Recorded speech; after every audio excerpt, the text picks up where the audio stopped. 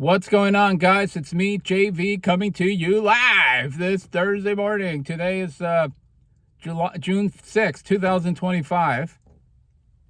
We are fast approaching the end of the week once again. And today I want to come across your YouTube channel because I want to talk about a very popular radio personality that was on the air for multiple decades in the nighttime here in the United States. And of course, I'm talking about the late Arthur Bell, who was known for his Coast to Coast AM show talking about paranormal topics. And as you guys, I don't know if you guys are familiar with Art Bell, but Art Bell was actually a guy who first joined the military back in the 60s, I believe it was. He was part of the Navy, or maybe it was part of the he was part of one of the branches of the military, and he served in the military for a couple of years, and then he became like a disc jockey. He was basically playing music on the radio in the 70s before he decided to transition into a topic that ultimately would land him not only fame but land him a lot of money, and also landed him a mail-in bride from the Philippines late in his life, in the last, I would say, the last 10 years of his life. So Art Bell, for those of you that are not familiar with him, he would talk about a plethora of different paranormal topics that included talking about UFOs, talking about Bigfoot, ghosts. He would talk about the hollow Earth, and how there's some underground military bases or underground bases where the governments of the world are actually concocting some sort of a master plan to reduce the population by about 80%. And who knows when this is going to happen, but they're already concocting that idea. They're concocting those very, very nefarious intents of reducing the population of the planet. So Art Bell would bring in these phony guests that were quote unquote experts in the field of ufology. Now I think they don't call it unidentified flying objects anymore. I think they have a different acronym now. They go by EAPs or something like that. But anyways, the same shit. Basically, these are objects that are unidentified, that nobody knows where they came from. They could have come from the government of the United States or other first world governments, or they could have come from somewhere else in the world. Some in some place outside of the planet. And so he would bring these guys on, and they would have these very fascinating conversations about of these topics. And I remember one time I was driving down to Southern California. This was back in 2003. I remember this vividly, man. It was very late night. It was after 10 o'clock in the evening. I think I took off from the Bay Area like around 9 p.m. I rented a car and I went to visit my parents, who at the time were living in Southern California. They were living in Ventura County. So I was driving down I-5, first 580, and then I was driving I-5, and I was tuning into the radio. And all of a sudden I come across this weird show that I had never heard before called Coast to Coast AM. And Art Bell was on the air, and he had a guy by the name of Richard Hoagland, who claims that Mars has a bunch of big-time cities, and it has a lot of buildings and pyramids and all this bullshit. And they were talking about the face on Mars. They were talking about Mars having water, having life way before Earth did. And that was the very first time I came across the Art Bell show, Coast to Coast AM, with Art Bell from the Kingdom of Nye, sounding from the west to the east. And the guy was just... he was a clown, man, on the air. He really was. I mean, he took himself very seriously. People took him very seriously. I was hoodwinked, to tell you the truth. The first year that I listened to him, I was bamboozled. I was hoodwinked. And I guess it was because I was young and dumb at the time. but I did believe the shit that they were talking about. And I remember also as the years went by, I don't think this was a live show. I think I listened to this on YouTube. I listened to a show that in which they were talking about the famous military base in northern Nevada, or southern Nevada, actually. It's called Area 51. Of course, everybody has heard about Area 51, right?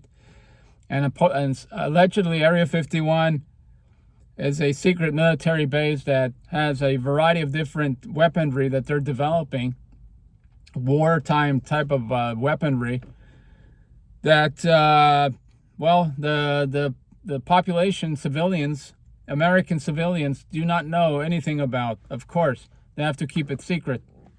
But within the Area 51 military base, they have another couple of other bases called Groom Lake and S4, and allegedly that's where they were developing or trying to back engineer some extraterrestrial technology that they had acquired throughout the decades. And I remember this episode because there was this guy that's allegedly he was a employee of Area 51, and he claims that either he was a part of an interview or that he overheard an interview taking place of Area 51 employees interviewing an alien that they had captured. I guess they captured him somewhere in some sort of a crash, UFO crash that took place, and they retrieved this alien, and they were interviewing him. And so this employee came out, and he said that they were interviewing this alien, but he came on with a distorted voice, and because he was afraid that if he came clean and used his real voice, that the government was going to be able to identify that they were going to find his identity, and that he was going to get in big time trouble, that he was going to be in trouble, that his family was going to be harassed and maybe even thrown into jail for disclosing very, very sensitive and top secret information. Well, it turns out later on, it was revealed later on, that this supposed guest that Art Bell had on his Coast to Coast AM show, and he went by the name of Victor, by the way. That was the name that he was using in the interview, and in the Art Bell interview. He called himself Victor. It turns out that this supposed Area 51 employee was one of his very close friends and colleagues by the name of Whitley Strieber. Whitley Strieber is actually another cuckoo guy, another lunatic, who actually has written books about abductions. He's written books about alien abductions. He claims that aliens abducted him, and that they implanted a microchip inside of his brain, and that it's lodged in one of his behind one of his earlobes. I don't know if it's the right earlobe or the left earlobe, but he claims that he was abducted by aliens. And he also was co-wrote a book with Art Bell called The Quickening, which talks about the changes that are taking place with global warming, the climate, and how everything is collapsing ecologically speaking. And I think they wrote this book in the late 90s, early 2000s. I don't remember what year it was, but I did read the book. It was pretty fascinating. One of the very few things that Art Bell was not being a phony about and was not lying to his audience was talking about global warming at the time, and how climate change is real, and how, we are headed down the cliff as a human species. But anyway, so this Whitley Strieber guy turned out to be Victor, the alleged Area 51 employee, and that basically proves to you that the guy was an absolute phony, Art Bell, that a lot of the guests that he had on his show were actually paid by him, or they made some sort of a deal. You come on the air, we promote we peddle your stupid book, so that the morons who are listening, including myself, I mean, I was part of the audience. The people that are listening to the show will buy the book. You'll make money off of sales of your book, and then we can make some magical story on the air that will give me the audience and give me a lot of ratings, and will therefore bring more advertisers to my show. I can expand to other markets across the United States and ultimately make a lot of money. Well, Art Bell made millions and millions of dollars. He became a multimillionaire, basically selling products on his Coast to Coast show. Then he retired in 2005, left Coast to Coast AM. Then he joined Sirius XM. I'm pretty sure Sirius XM paid him a lot of money to start a new show called Dark Matter. It was the same exact thing. It was a ripoff of Coast to Coast AM. It was the exact same thing. He was there for about 1.5 to 2 years. Then he had some problems with Sirius XM. They had an argument over the distribution of the show and how he was not able to really expand his show like he did with Coast to Coast AM. He was basically confined to terrestrial radio, and he didn't have the control over Dark Matter like he did have with Coast to Coast AM. So he basically quit his assignment with Sirius XM and Dark Matter, and then he basically started another show streaming on the internet called Midnight in the Desert. And I think Midnight in the Desert is still going on to this day, even though obviously he's no longer part of the show because he passed away in 2018. But I think he started that show in 2015, if I'm not mistaken. So he was there for about two years or so. He did the same exact thing that he did on Coast to Coast AM and also on Dark Matter. And in 2016, I believe it was, he retired for good. He retired for good because apparently somebody was threatening his life and his family's life. They were stalking his home in a small town called Pahrump, Nevada. And so he decided to say, you know what? This is it, man. I'm quitting. I'm retiring for good. I don't want to put my mail-in bride from the Philippines. I don't want to put her life at risk, and I don't want to put my children at risk. So I'm just going to quit because there's some crazy stalkers coming after me. He never mentioned if they were part of the government cover-up, or maybe it was some lunatic whack job listener that wanted to cause him some harm and wanted to put stress in his life. So he decided to basically retire in 2016. And then in 2018, and on April 13th, 2018, he unexpectedly passed away at the age of 72, I believe he was. Apparently there was some sort of a mixture of drugs that he was taking, because when he was a young man working for the electrical company, he fell off a pole and basically broke his back. He injured his back so badly that he basically had back pain issues the rest of his life. I think he was in his 20s when he had this accident. So he was taking a lot of medication, and I don't know what happened with his medication. Apparently there was some sort of a mix of his medication, and ultimately he passed away at the age of 72 in 2018. In 2006, he actually witnessed the death of his first wife, or second wife, I think it was. He had like 3 wives. I think his second wife, she passed away from an asthma attack. And that was really the love of his life, because he spent a lot of years with her. He spent many, many years with her.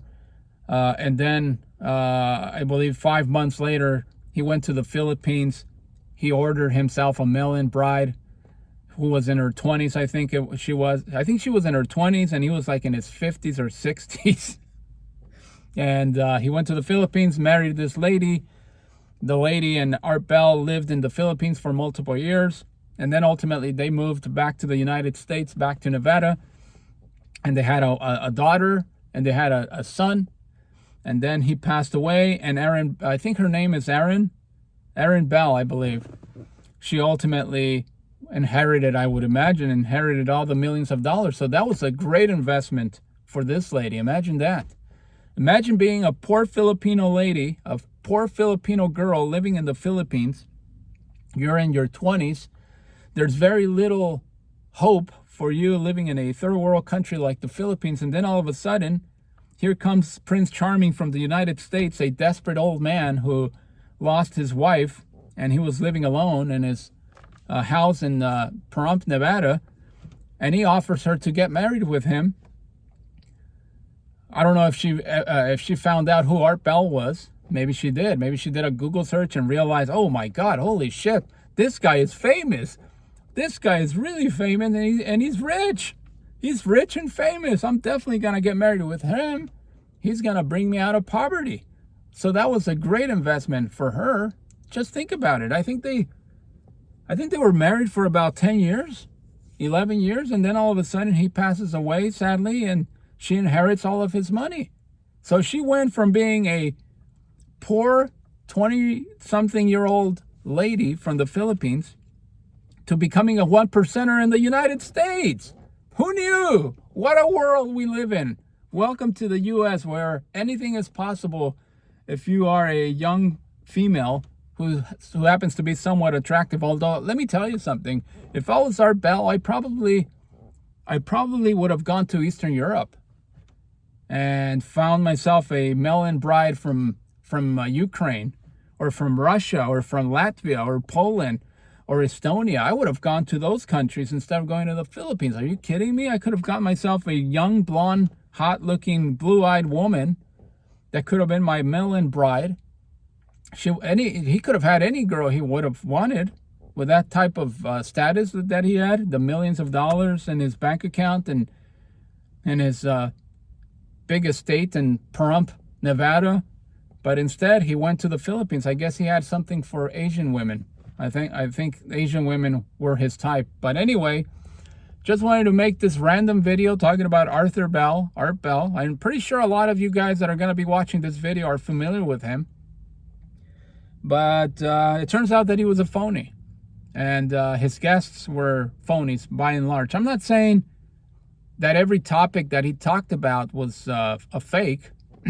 I'd say about 80% of the stuff that he had on the air was complete entertainment. It was fascinating, though. The imagination that some people have is just extraordinary.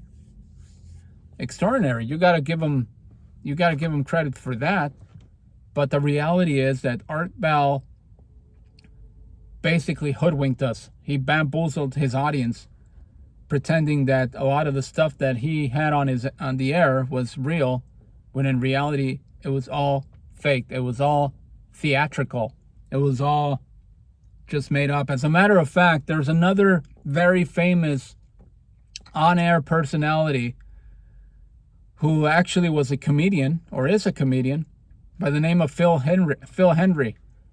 Hendry. He was a contemporary of Art Bell. Basically, they were both competing on the air back in the 90s and 2000s.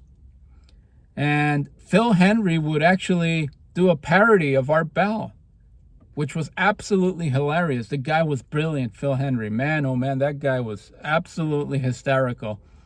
He had a show basically mocking Art Bell because Phil Hendry knew that he was full of shit, that Art Bell was full of crap, and all of his guests.